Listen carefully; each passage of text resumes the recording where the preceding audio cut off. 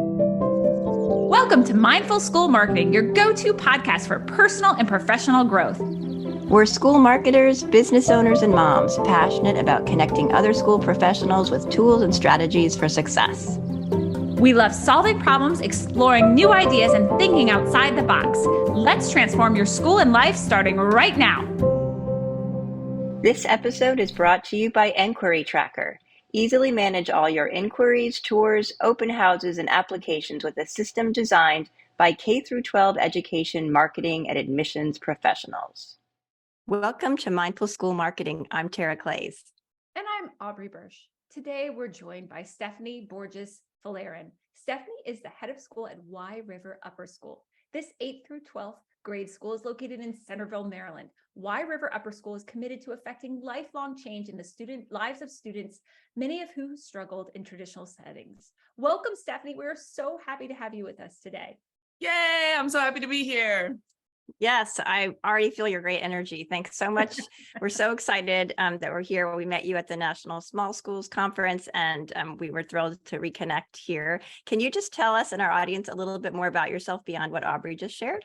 Sure. So like Aubrey said, I am the head of school here at Y River Upper School. It's a fantastic school dedicated to supporting students with learning differences reach their full potential. So our profile here are usually high-functioning autistic students, students who have ADHD, students who may be dyslexic, students who may have high anxiety. So we create a supportive environment for them to just thrive. And they may be college-bound, they may be career-bound, doesn't matter. Our goal is to make them productive citizens when they graduate.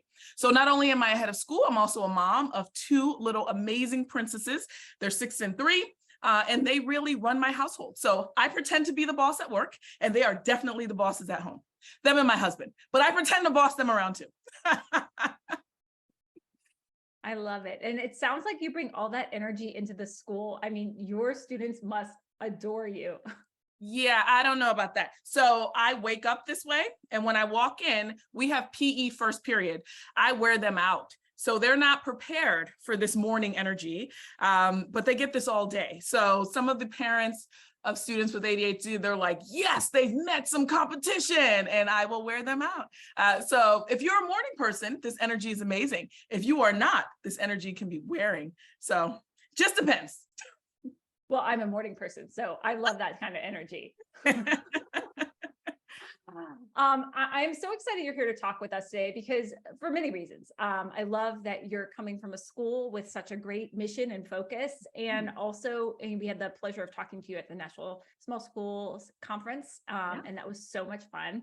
And everyone who attended your session just walked away saying, oh my gosh, it was so amazing. And so your session there really focused on social media. So that's something we really wanted to dive in with you today after having such a great discussion with you at the conference. So tell us a little bit more about so you really kind of focused on social media for your school, especially after COVID or since COVID. And when you were speaking and leading that workshop, what were you telling people about how you use social media now for your school in terms of communication, collaboration, and networking with your staff? We'd love to hear more. And I know our audience would as well.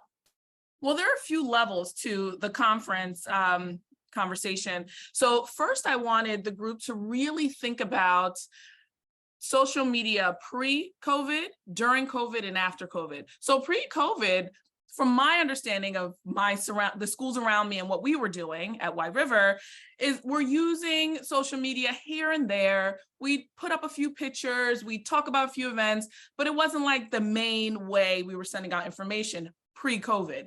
During COVID, it was like the only way we were sending out information because we were kind of forcing our community to bond in a way that we've never had to have them bond before. We couldn't get together. So everything we posted online was that much more important. So not only to share what we're doing online in our classes, but also to maintain the culture and the spirit of the school.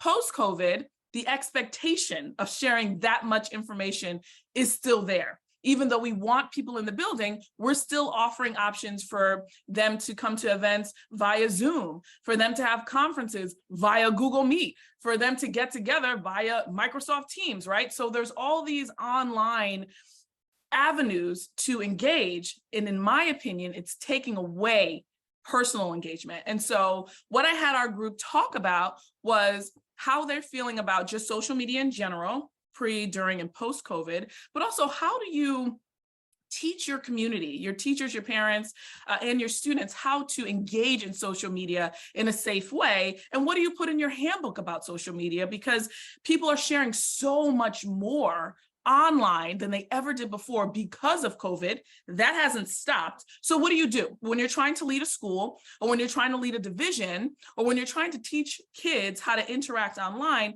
Do you need to have a policy for every single thing? In my opinion, yes. Partly being ahead of school and having to deal with everything. Yes, have a policy so you have something to lean on, but also have something fluid, like monthly conversations about social media so that you know what the kids know, because I swear they are always ahead of me. And I think I'm on top of stuff, but they just know so much more. There's more apps coming out. There's stuff that's popping up on sites that I don't even know exist. So just having an open conversation with the students, because we have high school students, about what's interesting, what's new, what's weird, what's changed, right? And they'll mention things because they don't realize that Twitter is now owned by someone else, right? So they're like, it's just changed. And I'm like, oh, tell me how. And I'm writing my notes and then I do my research, right? So the best researchers on social media are the ones using it way more than I'm using it. So that other generation, that younger generation, tells us so much. So using that to inform any policies we have as a school is really, really important, but also making sure that we're pulling people back in physically to our community through our social media. So not giving everything away, kind of dancing a little bit and then inviting them to the dance, right? That's what we're doing on social media now. So that's the change. So we talked about that in our group, and all my stuff is really interactive. So we're up and we're moving around and we're looking at timelines, we're looking at research, and it's just like a fun way to do really serious work.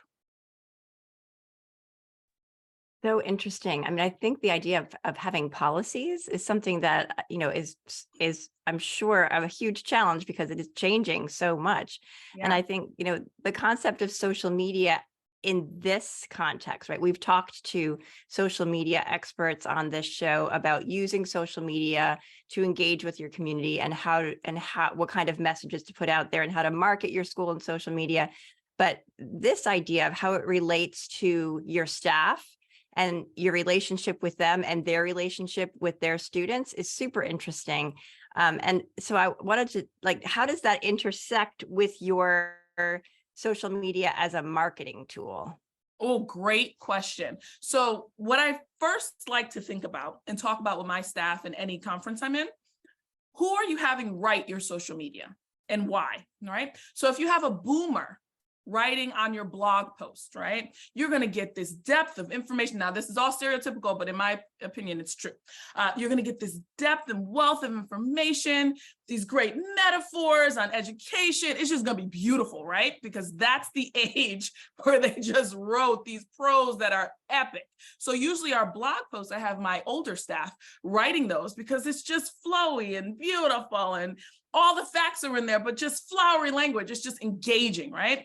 Usually I have my millennials really looking at Facebook. Facebook, you could put a little bit more text on there, right? Not too much, just a little. Really describing the pictures or describing the event, because they're going to do that in a very concise way that's also engaging. Now, anyone younger than a millennial, I'm going to have do some Twitter posts because we can get 40 characters, no problem. That's it. That's all I'm giving you. It's going to be good to go. So when we're thinking about who's participating in writing social media, I'm thinking multi-generationally, and because those stereotypes really work, and the way they were taught to write in various generations plays to our audience. So I have older parents, just happens to be right now. My kids are in high school, but their parents are much older. Their parents are actually the age of my parents right now, right? So the information that they want to get is usually in print. And so I'm collecting ideas from everyone in the community, but really the editing of that and the first draft goes to my older community because they have a sensibility, the same sensibility as the group that's going to receive this information. We regularly take polls and we regularly gauge the interest of people who are looking on our IG page. We ask the kids, what do you think about this picture? And they're like, it's not that good. Or why don't you take one and then we'll post yours and we'll post ours and we'll see who gets the most likes. Like just engaging the entire community in our social media and really paying attention to the people who need to learn more about our school versus the people who just want to know what's happening with their kid. We're really mindful of who's writing in which app or who is telling the story in a printed version. So really thinking about who your audience is, not just for your digital market, but also for anything you're going to print, because that's expensive. So we want to make sure that we're mindful. Are we printing it because we've done it forever? Are we printing it because it's really going to be impactful? These people are going to put it on their dining room table. Whereas I am 41, nothing's going on my dining room table. It's just not going to happen, not in my life. And anyone younger than me, maybe a piece of art is going there or maybe nothing, right? So we're trying to be really mindful of how people are using our printed material versus how people are accessing our online material too. Wow. I love this. I was like, no one could see me doing this, but I was like nodding. I'm like, oh yes, like the long flowery language. I totally get that. And I love how you identified the strengths of each of those people. Like, it's like everything's valuable, right? But here's the proper channels like that they can get the most out of it. So I have a follow-up question to this, because as you were talking, I'm like, this is brilliant, so brilliant. Like, why have someone go outside their comfort zone in writing in a way they're not familiar with when you can just identify someone who can do it naturally? That's right. I am curious. So how does one, this is like a two-part question, like how does one identify and get the buy-in of someone who can do this sort of thing? And then how do you monitor all this? Like, you know, when we're thinking about like cohesiveness of messaging and like what we're putting out there. So if you could give any tips to that, that would be great. Cause I'm all in. I'm like, this is a brilliant plan. So here's what we do at Y River. So we have a master Excel document, and we kind of write out themes for each month. And then we write a list of people we want to write. So everyone doesn't write every year. And then by the theme, we decide, is this really going to engage a lot of people? If so, should it go in multiple places? Should it be on an app? Should it be in print? Should it be on the website?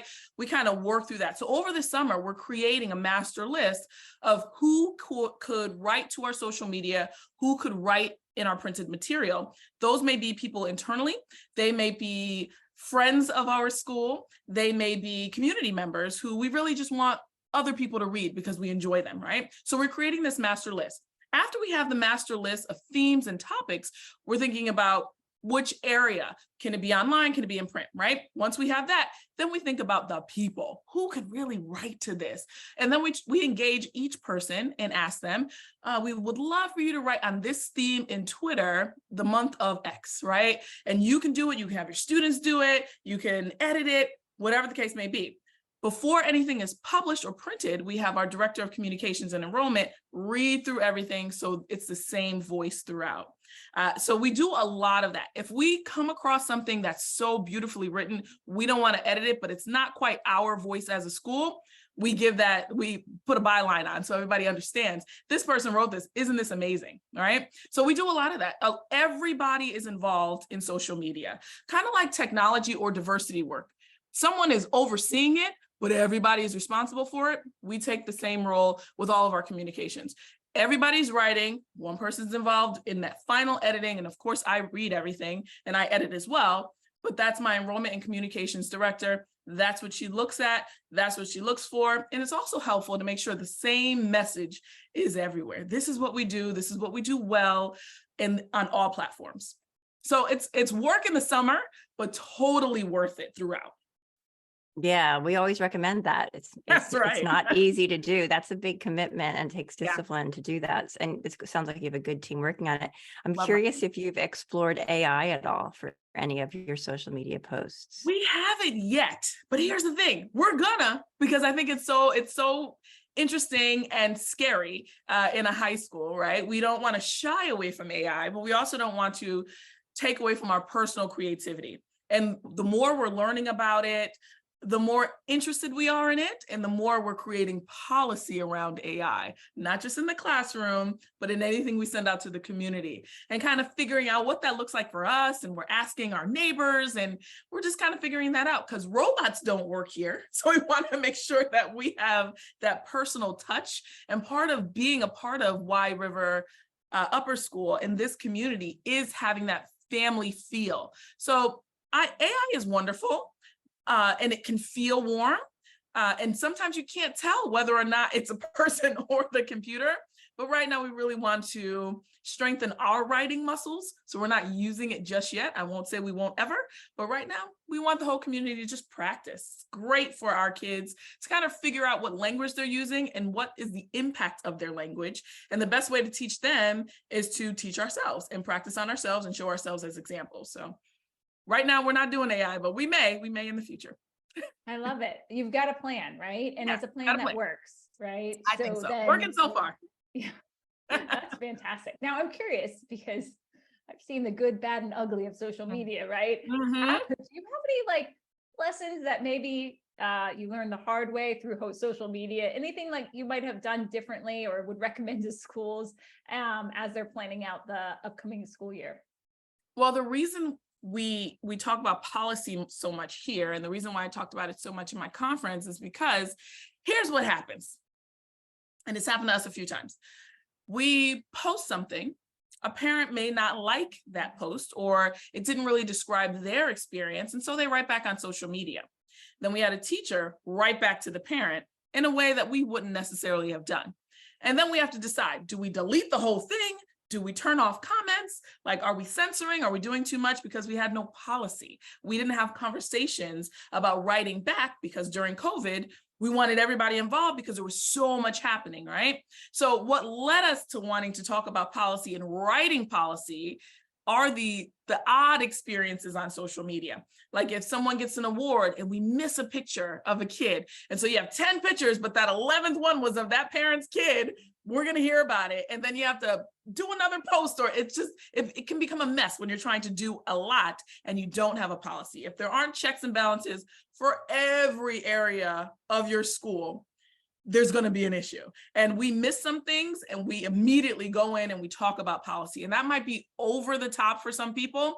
But again, it works for us because there's so much happening. If we have a checklist and we have people going back to look, and we're all monitoring social media, and we're all talking regularly about what's happening in the school, it becomes second nature just to take a look, to wonder or not, should we add comments to this, or should we just put the picture up, right? Having everybody weigh in on that quickly, because now we have a system, smoother, because you never know what's going to happen on social media. And we'll always have people who don't know about our school ask a question, and that's great. I'm like, oh, that's legit. Let's add it to the frequently asked questions on the website, right? So we're growing, but there's also moments that can be pitfalls that we're trying to avoid. So having those policies and making sure everybody is checking and monitoring really, really helps.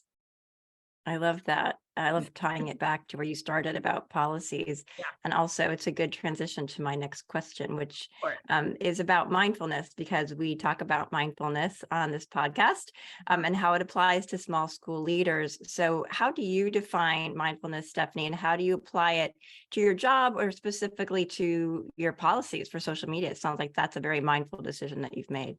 Oh, yeah. So we're big on mindfulness here as well, based on the profile of our students and the stress of the job.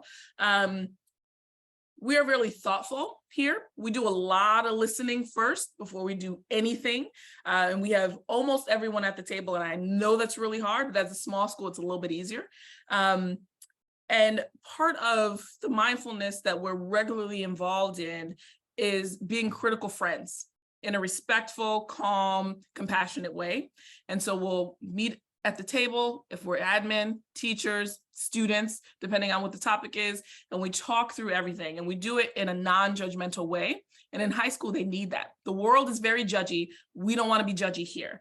Teachers, they get it all the time. They get it from parents who don't quite understand. And so they may ask a question that's not intended to be insulting, but it may be insulting. Teachers who think they're communicating enough and they're not communicating enough for one parent, they need a little bit more. So part of what we're doing here is sharing what it is to properly communicate with the person in front of you. And that is very different depending on who you're with. So we're really mindful about what we do and how we do it. And we may mess up, and we're really intentional about apologizing clearly, specifically to whomever we may have offended, whomever we may have left out of the important conversation. We're really aware of feelings here. We're tapped into our empathy. And that's what I love. And one of the themes that we have here is caring and kindness. And we're really, really aware of that. And in education, sometimes that gets lost for a grade. Sometimes that gets lost for a donor or a building or whatever the case may be. And so we're always really, really aware of feelings here. While we're doing our work in a way that contributes positively to the community. So we're really, really aware of that. What an amazing culture you're building there, right? Through that mindfulness practice of listening and being reflective and figuring out how we want to address each situation. Yeah. That sounds like a really good philosophy and culture you're building at your school.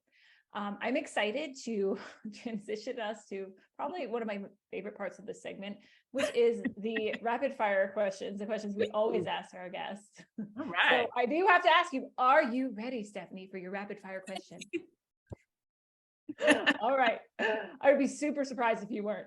Okay.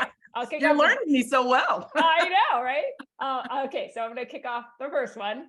Okay. If you could put one book as mandatory reading in high school curriculum, what would it be? Oh, that's easy. It would be my husband's book. A Particular Kind of Black Man by Folarin, published in 2019, is already on a lot of high school lists. It's a fantastic book, and I am a critic, but I'm trying not to be biased. It's fantastic. So I highly recommend it. Oh my gosh, that's awesome. I can't wait. We have a great Goodreads list, and it's going to go right on there. So thank you. I'm going to look that up. I'm right adding away. it to my summer reading list now. Yep. What a great, Awesome. I can't wait. Look at that. Awesome. All right. Next question. What is one app you couldn't live without? Probably Duolingo. I'm really enjoying it. Oh, what are you learning? You What thought language? I would say Twitter, but I'm not saying Twitter or IG. Good. Duolingo, and I'm working on my Spanish. Okay. I did that too. Yes. I'm Great. taking a break from it, but yeah, it's fun. Oh, well, I need to re-download that because everything. Yeah. That high school and college Spanish just completely left my brain when I entered the real world. So gonna go back to that. Thanks for a reminder. What are you reading right now? I'm reading Trust by Hernan Diaz for my book group, and it's pretty good. It's different. It's not a book that I would have picked because I don't really like talking about capital, but I really enjoy it because it's about relationships, building wealth, kind of figuring out what reality actually is. It's pretty good. Yeah. Awesome. We have a lot of people recommending financial literacy books on this program, especially when it comes to that high school reading list. So that's great. Yeah. Okay. Last question. What is one great piece of advice that you'd like to leave us with? Trust your gut. That's what I would say. We do a lot of group hiring here. Actually, we do all group hiring since I came. And the goal of that is having everyone involved and accountable for the person we're bringing on the team. So if there's even one person on the team who doesn't feel right in their gut, no matter how great the candidate is, we don't bring them in. So trusting our gut. And we have a beautiful community here that we created together. So I would say trust your gut and your intuition and any decision you make, and you will be successful. Wonderful. Thank you. Stephanie, it has been great to have you on this program and to share some really, really, really helpful information that I think, especially like the idea of policies and putting in your handbook, like all that stuff is great. Where can people find you online? We are at whiteriverupperschool.org. So come on over, click over, read our stuff, send questions, come visit if you're ever on the Eastern Shore. We'd love to have you. Great. Thank you so much. You, Stephanie. Thanks for having me. Inquiry Tracker is the all-in-one CRM solution used by over 250 schools. Easily manage all your inquiries, tours, and open houses. Key instant analytics help you manage and grow a robust pipeline. So end spreadsheets forever. The smart online application system with powerful document upload is a game changer. No school is too small or too big, and their Fast Start program will get you up and running in no time. Best of all, the system is designed by K through 12 education, marketing, and admissions professionals. Check out Inquiry Tracker at inquirytracker.net. That's inquiry with an E, tracker.net. Thanks for joining us on the Mindful School Marketing Podcast. We'd love it if you pop into iTunes and leave a review, 5-star preferred. Let us know how you like the show. It helps us improve what we're doing and helps others find us too.